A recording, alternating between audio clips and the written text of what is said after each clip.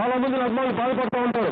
ఈ అవినీతి వ్యవస్థలు మీరు నలిపేస్తారంటే పగలు జనసేన అని చెప్పి రాత్రులు మళ్ళీ వేరే తెలుగుదేశం నాయకులకు వెళ్ళే వ్యక్తులు కూడా మన చుట్టుపక్కల నాకు తెలుసు. పగలంతా పవన్ కళ్యాణ్ రావాలి, రాష్ట్రంలో పూట మెట్టుకెళ్ళి ఉదాహరణకి మన వైజాగ్లో చెప్తా ఉన్నాం. పగలంతా పవన్ కళ్యాణ్ అని చెప్పి తిరుగుతూ జనసేన తిరుగుతూ రాత్రి తెలుగుదేశం నాయకులు గంట గరించూ ఉంటారు.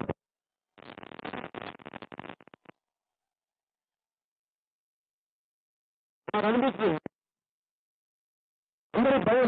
పొద్దున్న మెసేజ్ పంపించారు, అమ్మ మిమ్మల్ని జనతత్వాలు నడిపేస్తారంటే పవన్ కళ్యాణ్ తట్టుకొని రాజకీయాలకి ఈ కేవలం రాజకీయాల కంటే ఇదే గంటా గారిని ఉదాహరణ చెప్తాను. ఎందుకు చెప్తున్నానంటే టీఆర్పీ అప్పుడు వచ్చి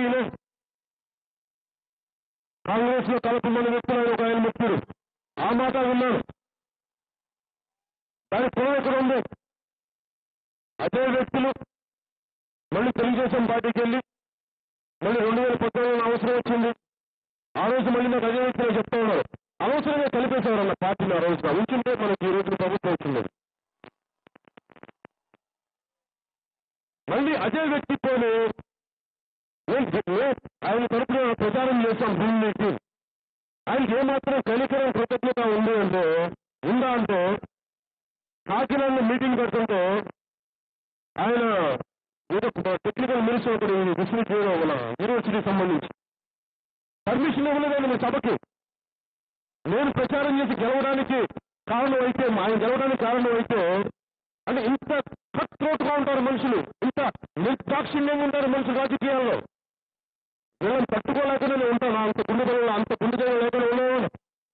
బలంగా తట్టుకుంటాం వీళ్ళందరినీ. మీకు ఎందుకు చెప్తున్నాను అభిమానులందరికీ అంటే నేను ఇవన్నీ తెలుసు. నాకు చాలా మంది మనకి ఇష్టమైన నాయకులు కూడా రావచ్చు. నా మీద విపరీతమైన అభిమానంతో ఎవరు రావద్దని చెప్పకండి. సమాజంలో అందరూ ఉండాలి. ఒకటే గుర్తుపెట్టుకున్నాం, మనం బలంగా ఉండి నీతిగా ఉండి అవినీతితో కూడిన వ్యక్తులు కూడా వస్తారు మన చుట్టూ. మనం కాదనలేం. ఒకసారి గెలవాల్సిన పరిస్థితులు ఉంటే తీసుకుంటాను, తెలిసే తీసుకుంటాను. అది కూడా చెప్తున్నాను మీకు, అవసరం అనిపిస్తే. ఎందుకంటే వాస్తవంగా చేస్తాం రాజకీయాలు. నేను అన్నా హజారే గారిలోగా జాతీయ జెండా పట్టుకొని అంతా మంచి జరగాలని కోరుకు నాకు బాగా తెలుసు. అవినీతితో నిండిపోయిన వ్యవస్థల ప్రక్షాళన జరగాలంటే బురదలో దిగాలి. ఒక కమలం కూడా బురదలో నుంచే వికసిస్తుంది. జనసేన అనే ఒక పార్టీ కూడా ఈ అవినీతి వ్యవస్థ నుంచే నివేదనగా ప్రజలకి నివేదన మంచి చేసేలా ఒక కమలంలాగా ఒక రోజున జనసేన పార్టీ వచ్చి తీరుతుంది, ప్రభుత్వం వచ్చి తీరుతుంది.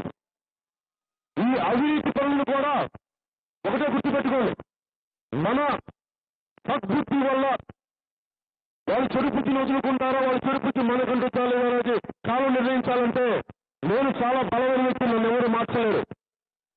ఎన్ని కోట్లు ఇచ్చానా, ఎన్ని వేల కోట్లు నాకు ఆఫర్ చేసినా భయపెట్టినా ఏ రోజు కూడా నేను బెచ్చగల. ఎందుకంటే నేను చాలా దశాబ్దాలు ఆలోచించాను రాజకీయాల్లోకి రావడానికి. విసిగిపోయాను. మార్చాలి ఇది.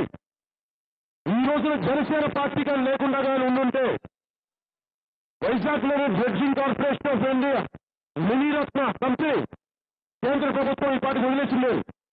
తెలుగుదేశం ప్రభుత్వం బలం లేకపోవడం, జగన్మోహన్ రెడ్డి గారు చట్టసభల్లోకి వెళ్ళకపోవడం, ప్రధానమంత్రి గారంటే భయపడటం, మరి ఏంటో తెలియదు.